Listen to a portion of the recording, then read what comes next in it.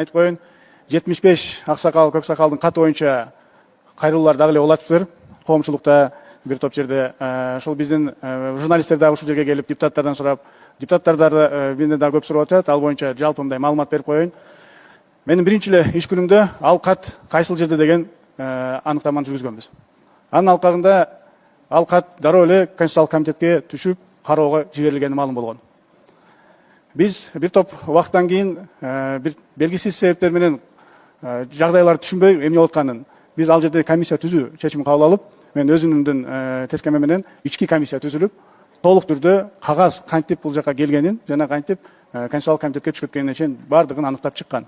Бүгүнкү күнү ал жыйынтык МВДга берилген, ал жакта тергөө өз жумушун алып барып атат.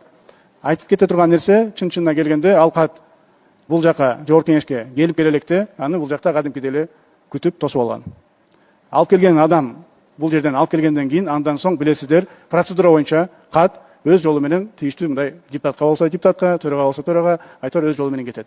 Бирок эмнегедир ал катты нарушено деп коет, колу менен алып барып, колу менен мурдагы төрагага чейин жакынкы өзүнүн помощниктери, советниктери алып келет. Андан соң тийиштүү тапшырмалар берилип, ошол айтылган комитеттин кароосуна чейин бул нерсе түшөт. Комиссия түзгөн бирден бир себеби, билесиздер, өзүңүздөр урматтуу депутаттар, бизге көп кайрылуулар келет, жалпы келет, өзүңүздөргө келет. Биз эми ар бир кайрылууларды алып келип комитетте карабайбыз, анда өзүңүздөр жакшы түшүнөсүздөр. Ошонун алкагында кагаздын жүрүшү боюнча гана комиссия түзүлүп, ошол комиссия өзүнүн жыйынтыгын бая айтып кеткендей тийиштүү органдарга, МВДга берилген. Ал жерде тергөө жүрүп атат. Биз ал жерде кимдин күнөөсү бар, мен ал жерде катышым бар, катышым жок, билген жокмун дегенге биз жооп бере албайбыз. Биз болгону кат кандай жүргөн, кат кантип барган, ошону аныктап берип койгонбуз. Калганын тергөө өзү жүргүзүш керек деп эсептейм. Умарга жардам бериңиздер. Балдарыңыздар оорубасын. Дуаңыздар кабыл болсун.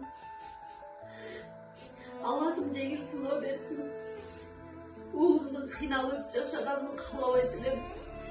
Менин балам дагы балдардын катарында ойногонун каалайт элем. Алладан сурап, эч үмүтүм үзүлбөйт. Балам басып кетет деп ишенемин. Умар каттуу оору менен күрөшүп жаткан кичинекей жигит. Ал кымбат дарылануу жана айыгууга мүмкүнчүлүк алуу үчүн сиздин жардамыңызга муктаж болуп турган учуру. Сиз берген ар бир сом Умарды дени сак жана бактылуу жашоого жакындатат. Сооп иш кылуу менен бирге Умарга ооруну жеңүүгө жардам бериңиз. Ар бир берген сомуңуз үчүн Аллах ыраазы болсун.